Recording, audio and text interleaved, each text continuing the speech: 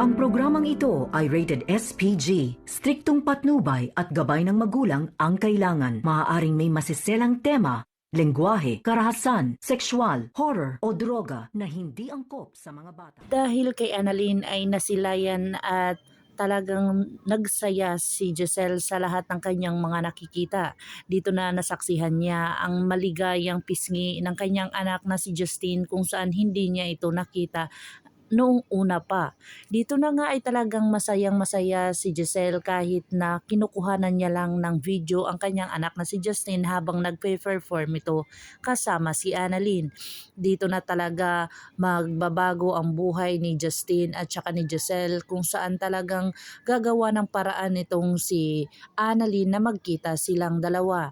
Dito na ay talagang binigay ni Harry ang kanyang regalo dito kay Annalyn kung saan sinabi niya dito na marami na daw itong pinagdaanan na trahedya si Annalyn sa kanyang buhay, pero ito ngang si Harry ay isang bahaghari daw na kung saan ito ang nag-iilaw sa kanya dito at talagang porsigido itong si Giselle na magtatago muna dahil alam ni Eric ang katotohanan na pag nakita siya ni Justine ay talagang magbabago ang kanyang mood dito at masisira ang event na iyon.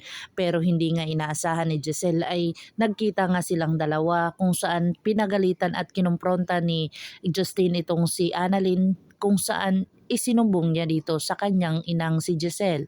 Dito na nga sinabi ni Annalyn na kailangan niyong magkita at mag-usap bago ka bumalik sa US.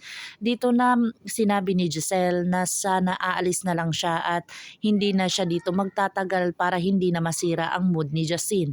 Pero ito nga ay talagang nasaksihan din ni Lynette ang kanilang mga pag-uusap kung saan sinabi dito ni Justine sa kanyang ina na wait. Ito na kaya ang dahilan para maging maayos at maging okay na silang dalawa?